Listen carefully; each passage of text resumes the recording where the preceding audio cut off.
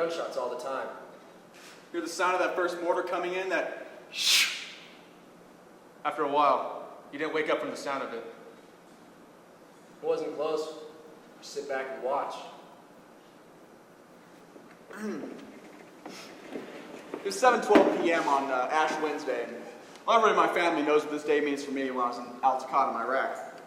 Well, me and a few of my buddies, we were getting ready to go to chow, and we meet up next to these Heskos. Now, if you don't know what a Hesko is, it's this 4 foot by 4 foot by 4 foot burlap cube of sand. They stack them 1 or 2, 3 high, like that. And well, we meet up next to these Heskos, and we're getting ready to go to chow. And we see the bus that's going to come take us to the chow hall, right?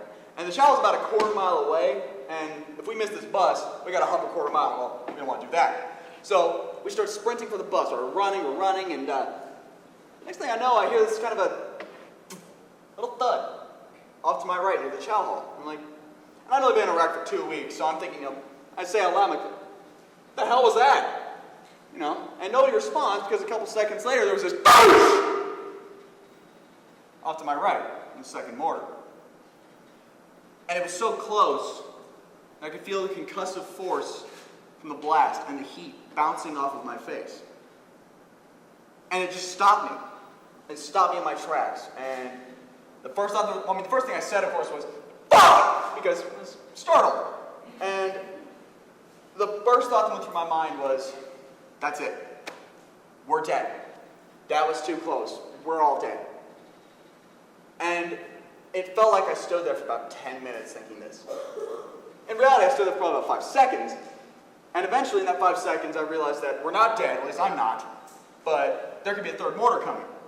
And so, by the way, all we have on us are camis and rifles, nothing else. So I take my rifle, I book it over to these set of Heskos over to my left, and I get up against some kind of Gears of War, Saving Private Ryan style.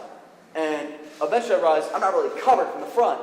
And so I get against these other Heskos that are in front of me, and I get on my knee like this. And eventually I called out for my buddies, make sure they're okay. All 3 of them were fine, miraculously. And so we all meet up, and we go back to our separate shops to get accountability. Well, I get inside of my shop, and I took my rifle off, I threw it down on the table. Found out later I broke the monitor on one of our laptops. Anyways, I threw my rifle down on the laptop, and one of my lance corporals asked me, he says, what the hell's going on out there, Sergeant? And verbatim, I said, we just got hit by some goddamn mortars. Now, believe it or not, I know you won't, but I don't actually cuss that much. But it was like a stream of consciousness of cursing from shock. It was like, fucking goddamn son of a fucking bitch and ass, fuck! Nobody would be saying anything. And I would just say this in response, just fuck! Well, eventually we got the all clear. And we were allowed to go outside, and so I went out to have a cigarette with a few of my buddies, because what do you do after you almost get killed? Have a cigarette. Like sex. So we meet up in the smoke pit and light up and all of that, and they're all looking at the fire from the truck, and one of them asked, what happened to the truck over there? And I looked at him, I said, oh, well, a mortar hit that truck over there. And he says, well, how the hell do you know, Sergeant? Because I was right there. And that's when it hit me.